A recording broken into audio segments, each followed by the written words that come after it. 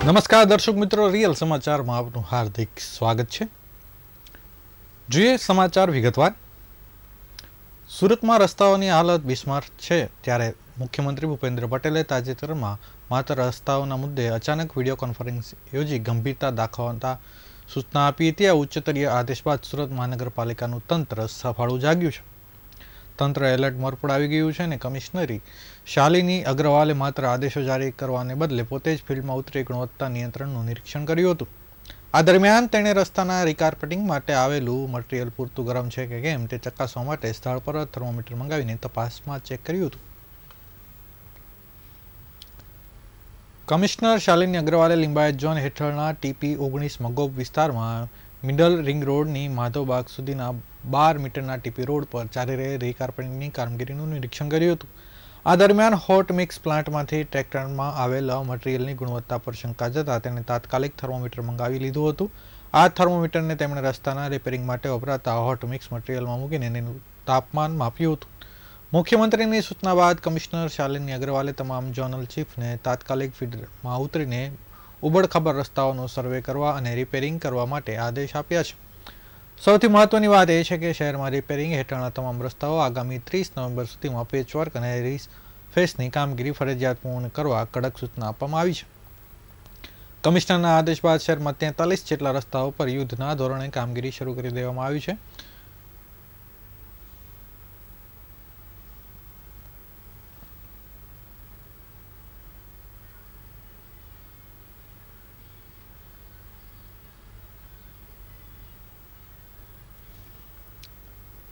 દિલ્હીમાં થયેલા બોમ્બ વિસ્ફોટ વચ્ચે સુરતના સિંગણપોરના હરિદર્શન ખાડા વિસ્તારમાંથી બાઇક પર જઈ રહેલ 3 યુવકો ભયનો માહોલ સર્જ્યો હતો. યુવક પાસે કારતૂસ સેટ સાથે AK-47 જેવી દેખાતી બંદૂકથી રાહદારીઓમાં આતંક જોવા મળ્યો હતો. આ ઘટનાનો વિડીયો પણ સામે આવ્યો છે. પોલીસે ત્રણેયની અટકાયત કરી પૂછપરછ કરતા યુવકો શોબાજી કરવા માટે નીકળ્યા હોવાનું જાણવા મળ્યું હતું. પોલીસે ત્રણેય યુવકને કાન પકડાવી માફી મંગાવી હતી. સિંગણપુર પોલીસ પાસે ગતરોજ એક વિડીયો સામે આવ્યો હતો, જેમાં હરિદર્શનના ખાડા વિસ્તારમાં એક બાઇક પસાર થઈ રહી હતી, જેની પર 3 યુવાનો બેઠા હતા. બાઇક સવાર 3 પૈકી વચ્ચે બેસેલા એક યુવક પાસે લાંબી AK-47 જેવી દેખાતી બંદૂક પકડી હતી. બંદૂકની ઉપરના ભાગે કારતૂસનો સેટ પણ હતો. ઠંડા કલેજે પસાર થઈ રહેલા યુવકોને જોઈ ત્યાંથી પસાર થતા રાહદારીઓ અને વાહન ચાલકોમાં ભયનો માહોલ જોવા મળ્યો હતો. ખાસ કરીને તાજેતરમાં દિલ્હીમાં થયેલા બોમ્બ બ્લાસ્ટને દેશમાં આખામાં આતંકનો ઓથાર સર્જ્યો છે, ત્યારે બંદૂક જેવું હથિયાર સાથે ખુલ્લામાં ફરતા યુવકોની હરકત લોકોમાં ભયનો માહોલ પસાર કરી રહી હતી. વિડીયોમાં દેખાતી બાઇક નંબરના આધારે પોલીસે ત્રણેયને દબોચી લીધા હતા. સિંગણપુર ટેકરા ફળિયામાં રહેતા હસમુખ કાલિદાસ ઓડ, તેનો ભાઈ વિક્રમ અને મિત્ર રવિશંકર પગારે સાથે પ્લાસ્ટિકની રમકડાની બંદૂક લઈ શોબાજી કરવા નીકળ્યા હોવાનું કબૂલ્યું હતું. પોલીસે પકડતા ત્રણેય યુવકે કાન પકડી માફી માંગી હતી. જોકે પોલીસે ત્રણેય વિરુદ્ધ BNSની કલમ અને MV એક્ટની કલમ અંતર્ગત ગુનો નોંધી વધુ તપાસ હાથ ધરી છે.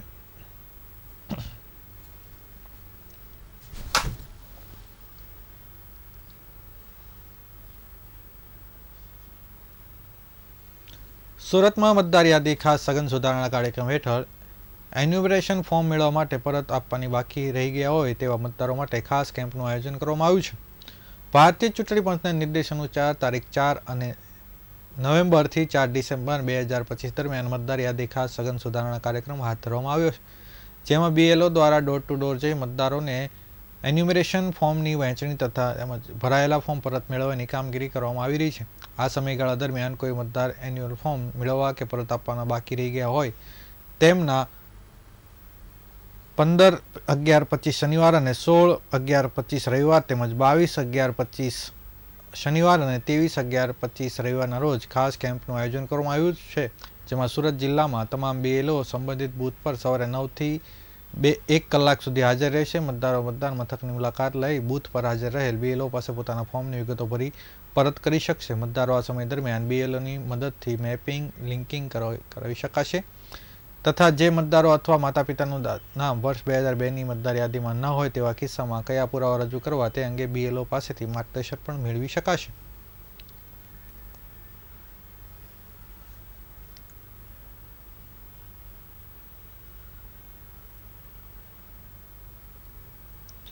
સુરત શહેરમાં નોકરી અપાવવાના બહાને લાખો રૂપિયાની છેતરપિંડી કરનાર એક દંપતીની કતારગામ પોલીસે ધરપકડ કરી છે. આ દંપતી યુવાનોને સરકારી કંપનીમાં નોકરી અપાવવાની લાલચ આપી મોટી રકમ ખંખેરી લીધી હતી. કતારગામ પોલીસના જણાવ્યા મુજબ આરોપી નિર્મળ ધાનાણી અને તેની પત્ની કિંજલબેન ધાનાણી ભોગ બનનાર લોકોને કંપનીમાં જુનિયર એન્જિનિયરની પોસ્ટ ખાલી હોવાનું જણાવી ટાર્ગેટ કર્યા હતા. આ દંપતીએ નોકરીની લાલચ આપી ભોગ બનનાર પાસેથી 17,80,000 વધુની રકમ પડાવી લીધી હતી. પૈસા પડાવ્યા બાદ ન તો નોકરી આપી હતી કે ન તો તેમના નાણાં પરત કર્યા હતા. એટલું જ નહીં, ઠગાઈનો વિશ્વાસ બેસાડવા માટે તેમણે ખોટા ઓફર લેટર પણ બનાવી ભોગ બનનારને મોકલ્યા હતા. આ છેતરપિંડી ફરિયાદ નોંધાયેલા લગભગ 1 મહિના બાદ કતારગામ પોલીસે આ ઠગ દંપતી નિર્મળ ધાનાણી અને કિંજલબેન ધાનાણીની ધરપકડ કરી છે. પોલીસને આશંકા છે કે આરોપીઓ માત્ર એક જ વ્યક્તિને નહીં પરંતુ અન્ય લોકો પાસેથી પણ આ જ મોડસ ઓપરેન્ડીથી પૈસા પડાવ્યા હતા. પોલીસે દંપતીની ધરપકડ કરી વધુ પૂછપરછ હાથ ધરી છે, જેથી છેતરપિંડીના અન્ય કેસોમાં પણ ભેદ ઉકેલી શકાય.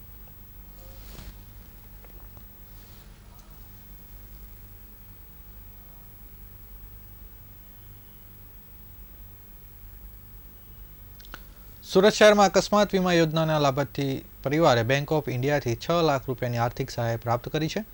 બેંક ઓફ ઇન્ડિયામાં સેલેરી એકાઉન્ટ ધરાવતા ગોલ્ડન બર્ડ જ્વેલર્સના એક કર્મચારીનું અકસ્માતમાં દુર્ભાગ્યપૂર્ણ અવસાન થયું હતું. બેંક દ્વારા તેમની પરિવારજનોને સહાય આપવામાં આવી છે.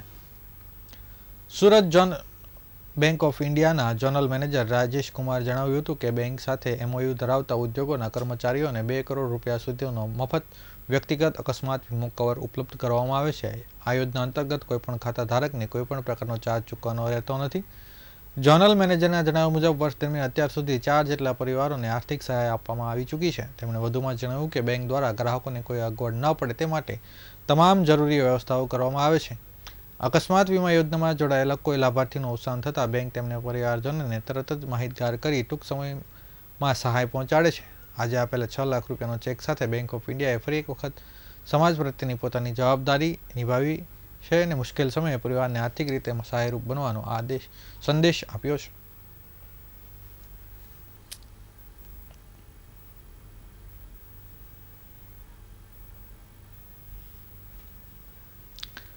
બાબા બાગેશ્વર ધામમાં સુરતના આશુતોષ મિશ્રા દ્વારા ભવ્ય પદયાત્રાનું આયોજન કરવામાં આવ્યું હતું. સનાતન પદયાત્રામાં લોકો દૂર દૂરથી સનાતન પદયાત્રામાં ભાગ લેવા માટે પહોંચ્યા હતા. બાગેશ્વર ધામ દ્વારા સનાતન પદયાત્રામાં લોકોને જય શ્રી રામના નારા સાથે જોડાયા હતા અને લોકોને અપીલ કરવામાં આવી હતી કે સનાતન પદયાત્રામાં મોટી સંખ્યામાં લોકો જોડાય અને સનાતન ધર્મનું પ્રચાર કરે. આશુતોષ મિશ્રાજી દ્વારા પણ લોકોને અપીલ કરવામાં આવી હતી કે સનાતન ધર્મનો પ્રચાર થાય તે માટે લોકો મોટી સંખ્યામાં સનાતન પદયાત્રામાં જોડાય, ધર્મનો પ્રસાર અને પ્રચાર કરે. યાત્રાનો આજે છેલ્લો દિવસ હોય ભક્તો મોટી સંખ્યામાં જોડાયા હતા અને સંપૂર્ણ વાતાવરણ ભક્તિમય બનાવ્યું હતું.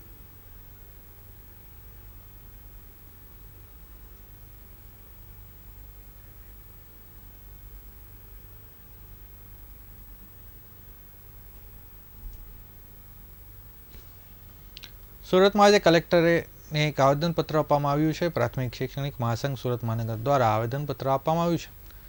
અપાયેલા આવેદનપત્રમાં જણાવ્યું છે કે હાલમાં એસઆઈઆરની પ્રક્રિયા દરમિયાન બીએલઓ અને સુપરવાઇઝરને જે કામગીરી કરી રહ્યા છે તે કામગીરી દરમિયાન તેમને અડચણો આવી રહી છે. પહેલી અડચણ તો મહિલા બીએલઓના આ નંબર જે ફોર્મ પર જાહેર કરવામાં આવે છે તે નંબર પર મોડી રાત સુધી મતદારો ફોન કરે છે અને બીભત્સ વાતચીત કરી મહિલાઓને પરેશાન કરે છે, જેથી તેમના નંબર આ ફોર્મ પર ન હોવા જોઈએ. અને જો બીએલઓ રાષ્ટ્ર નિર્માણનું કામ કરી રહ્યા છે તો પણ રાષ્ટ્ર નિર્માણનો એક જ પાયો છે. હાલમાં પ્રાથમિક શાળાના તમામ શિક્ષકો આ કામગીરીમાં વહેંચાયેલા છે, જેથી વર્ગખંડમાં શિક્ષકો જોવા મળતા નથી અને તેની અસર વિદ્યાર્થીઓના ભવિષ્ય પર પણ પડી રહી છે, જેથી એના પર પણ વિચાર કરવામાં આવે અને તાત્કાલિક આ મુશ્કેલી નિરાકરણ કરવામાં આવે તેવી માંગ કરવામાં આવી છે.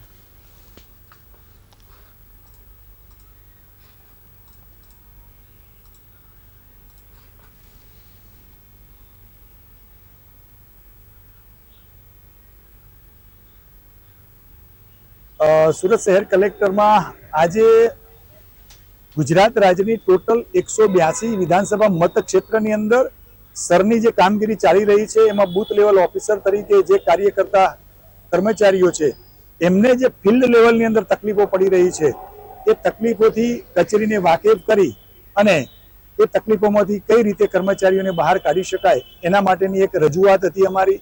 વિશેષ કરીને આજે અમે સુરત શહેરની અંદર 12 વિધાનસભા મતક્ષેત્ર લાગે છે અને તમામ વિધાનસભા મતક્ષેત્રના અધિકારીઓને આવેદનપત્ર આપી અને અમારા બૂથ લેવલ ઓફિસરને જે પણ કંઈ તકલીફો પડે છે, જે વિટંબણાઓ છે એનાથી વાકેફ કર્યા છે.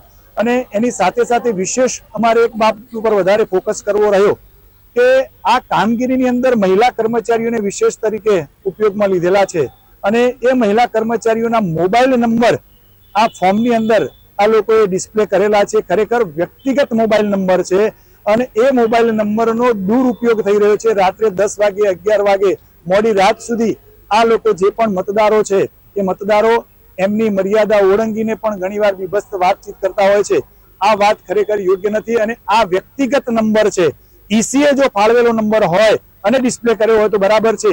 એટલે ઈસીએ આ બાબતનું ખાસ ધ્યાન રાખવાનું રહેશે કે મહિલા કર્મચારીનો વ્યક્તિગત નંબર જ્યારે પણ જાહેર ન કરી શકાય અને ન કરવો જોઈએ. એટલે ફરીથી જ્યારે પણ આ કોઈ પણ પ્રકારની કામગીરી આવે ત્યારે બૂથ લેવલ ઓફિસરનો કોઈ પણ નંબર ડિસ્પ્લે ન થાય અને જો ચૂંટણી પંચે જાહેર કરવો હોય તો એમણે પોતાનો ચૂંટણી પંચે સિમ કાર્ડ આપવું પડશે અને ઇન્સ્ટ્રુમેન્ટ પણ ચૂંટણી પંચે આપવું પડશે. આ હતા અત્યાર સુધીના રિયલ સમાચાર. નવા સમાચારો સાથે ફરીથી મળીશું. ત્યાં સુધી રજા આપશો. નમસ્કાર.